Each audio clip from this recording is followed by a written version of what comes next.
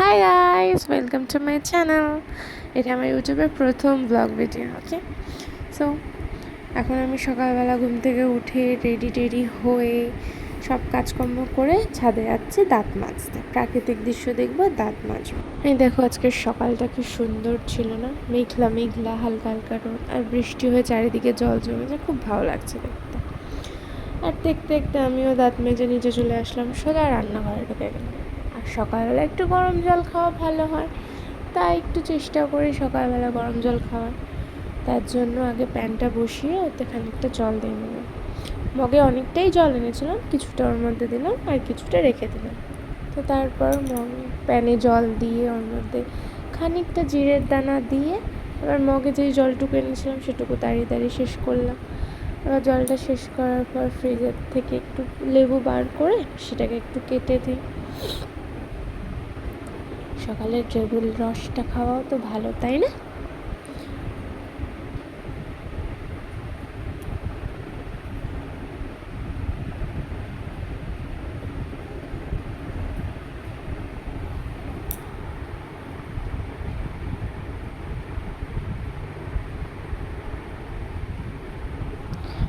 লেবুতে যথেষ্ট রস আছে, পিসটা ছোট নিলেও রসটা অনেকটাই ছিল কিন্তু লেবুতে। তাই এবার লেবুটা চিপড়ে নিয়ে খোসাটা বাইরে ফেলে দিয়ে ছুরিটা ধুয়ে ছুরির জায়গায় রেখে, আর ছুরিটা এত উঁচুতে রাখা যে নিতে গেলেও পা উঁচু করতে হয়, নামাতে গেলেও পা উঁচু করতে হয়। তারপর সব কিছু জায়গায় রেখে জলটা দেখো ফুটে গেছে, এর জন্য আমি আমার মগে ঢেলে নিলাম। ঢেলে নিয়ে কালারটা বোঝা যাচ্ছে না, কিন্তু খুব মিষ্টি কালার হয়। যাই হোক, এবার চলো এটা খেয়ে নিই, খেয়ে সোজা বেরিয়ে যাব সেন্টারের জন্য, কারণ টাইম হয়ে আসছে। এবার আমি আমার বাহনের পিঠে চেপে বেরিয়ে গেলাম। আর যখন বেরিয়েছি তখন খুবই রোদ বেরিয়েছিল, সকালের তুলনায় তখন একটু রোদ বেশি ছিল। আর এই যে আমি বাহনের পিছনে হাওয়া এনজয় করতে পারি। এনজয় কী করবো, এত ধুলো, না তো চোখ খোলা রাখা যাচ্ছে, না তো মুখ, নাক জ্বলে যাচ্ছিল ধুলোর জন্য। তবুও চলো যাওয়া যাক। আর এই দেখো আমাদের বাউর, বৃষ্টি হয়ে জলে পরিপূর্ণ হয়ে এত সুন্দর লাগছে দেখতে, বলার বাইরে। সব সবুজ সবুজ লাগছে। আর সেন্টারে গিয়ে দেখি এখনও খোলেনি, তা কী করার, যাকে নিয়ে গেছি তাকে তো একটু ঘুষ দিতে হবে। তাই সে বললো চা খাবে। তাই আমি চায়ের খুব একটা ভক্ত না, আমি খুব একটা খাই না, কিন্তু তার জন্য খেতে হলো। এই রাস্তার সাইডে বসে, সবাই বলে মনোরম পরিবেশ লাগে নাকি বসে বসে খেতে। তাই এনজয় করতে করতে এবার আমি হাঁটতে যাচ্ছি সেন্টারের দিকে। হয়তো সেন্টারের ভিতরে কি ক্লিপ নিতে পারবো না, তো যাই হোক, এখন আমি হাঁটতে যাই সেন্টারের দিকে। এবার ক্লাস কমপ্লিটও হয়ে গেছে, বেরিয়েও গেছি। বেরিয়ে এবার আমি স্টেশনে চলে এসেছি। কী করবে বলো, একটু হাঁটার ক্লিপ নয় দেখেই নাও। স্টেশনে এসে দেখি যে কিছু বাচ্চাদের আঁকা ক্লাস, মানে পরীক্ষা চলছে। আমি প্রথম দেখলাম স্টেশনে বসে আঁকা পরীক্ষা হচ্ছে। এবার তারপর দেখতে দেখলাম ব্যাগ, আমার কিছু ব্যাগ নেওয়ার ছিল। তাই আমি কিছু ব্যাগ দেখবো বলে খুঁজছিলাম কোন দোকানে যাবো। তবে ব্যাগ নিয়ে যে ট্রেনে উঠে বাড়িতে যাব। এই দেখো ট্রেনে উঠে স্টেশনে চলেও আসলাম। স্টেশন থেকে এসে হাঁটতে আবার চলে আসলাম বাড়িতে আসার বাড়ির কাছে আসলে না একটা অন্যরকম মজা লাগে, তখন যেন মনে হয় রাস্তার শেষই হয় না। তাও যখন হাঁটতে বাড়িতে প্রায় চলেই এসছি। বাড়িতে এসে সোজা কমফর্টেবল ড্রেসে চলে এসে ভাত নিয়ে বসে পড়েছি। ভাত আর মাছ ভাজা খেয়ে নিই, খুব খিদে পেয়ে গেছে। খেলে তো আর হবে না, কাজও তো করতে হবে ভালো। তাই খেয়ে দিয়ে সোজা চলে আসলাম উপরের ঘরটা গোছাবো। আর এই কুলারটা দেখলে মনে হয় হালকা, কিন্তু প্রচুর ভারী, সরাতে না খুব কষ্ট হয়।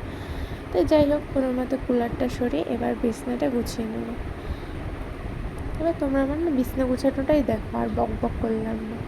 দেখো আমি আর আমার মধ্যে কি বেগুন আছে বিছনা গুছানোর জন্য।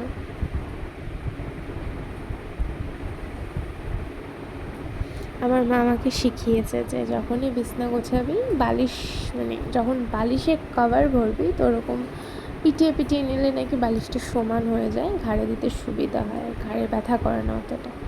তাই তার কথা মতো আমি যখনই এখন বালিশের কভার ভরি তখন ওরকম পিটিয়ে পিটিয়ে নিই, যাতে জিনিসটা এক জায়গায় চলে আসে।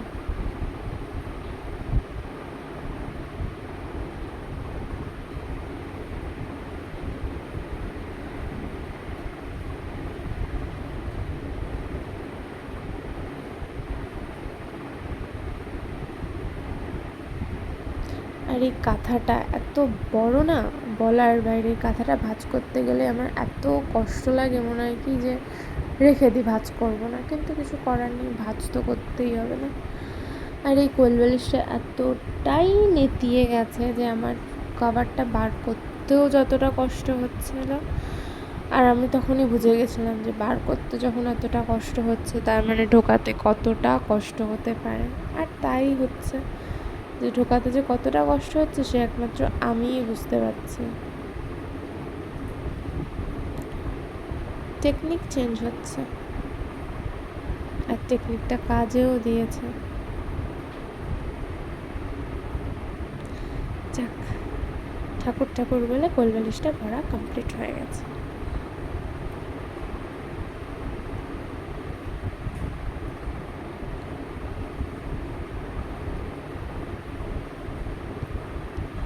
এই আমার না এই প্রবলেমটা আছে, তোমাদের আছে কিনা আমি জানি না। আমি যখন চাদর পাততে যাই তখনই প্রথমে ঘুরে যাবে, মানে লম্বাটা আড়ে চলে আসবে, আরেকটা লম্বায় চলে যায়। এটা বুঝে পাততে পারতেই আমার খানিকক্ষণ সময় চলে যায়।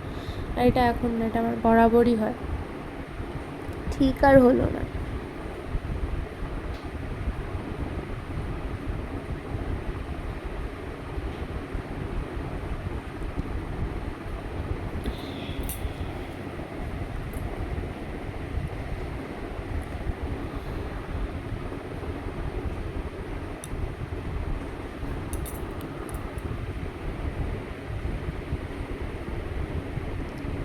তো যাই হোক, যেমন তেমন করে বিছনাটা গুছিয়ে নিয়েছি। এবার বালিশ কাঁথাগুলো সব জায়গা মতো রেখে, আর ওগুলো ধুতে হবে বলে ওগুলো বাইরে রেখে দিয়ে,